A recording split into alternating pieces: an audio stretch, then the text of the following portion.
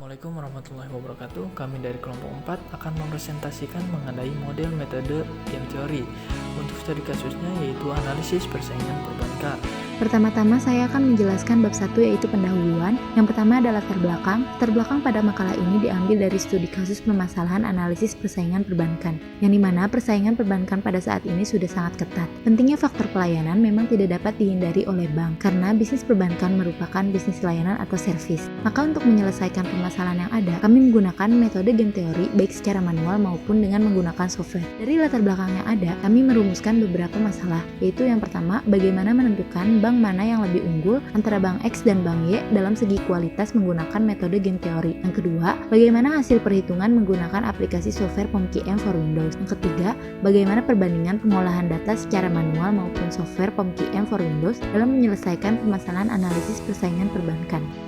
Selanjutnya yaitu game teori. Game teori merupakan pengetahuan berupa teori matematis yang digunakan untuk menentukan, merumuskan, dan mempelajari situasi konflik atau kompetisi yang melibatkan dua atau lebih pihak guna mendapatkan suatu keputusan yang optimal bagi setiap pihak.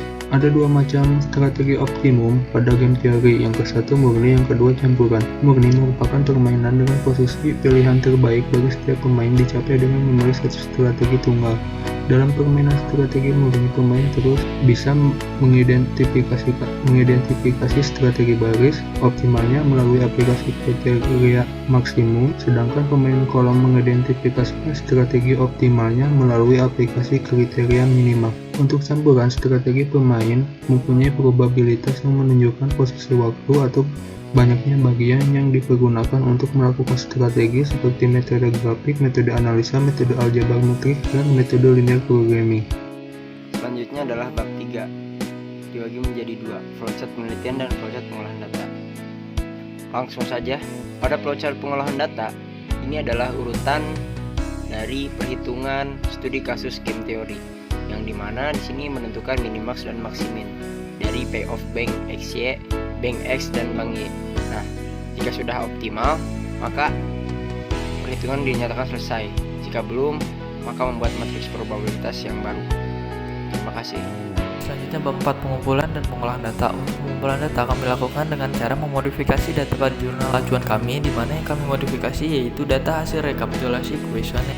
Pengolahan data kami lakukan dengan cara membuat matriks playoff terlebih dahulu. Untuk membuat matriks playoff, rumusnya itu X, Y, Y, J sampai dengan strategi I pemain baris dikurang strategi J pemain kolom. Nah, berikut ini beberapa perhitungan yang telah kami lakukan untuk membuat matriks playoff. Setelah terbentuk matriks playoff, kita lakukan perhitungan maksimin dan minimax.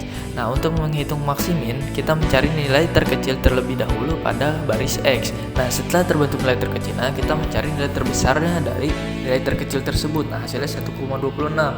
Lalu kita mencari nilai minimax, di mana kebalikannya yaitu mencari nilai terbesar terlebih dahulu dari kolom Y, lalu kita mencari nilai terkecilnya dari hasil yang tadi kita cari, yaitu 1,26. Nah, hasilnya pun sama, maka dapat dikatakan sudah optimal.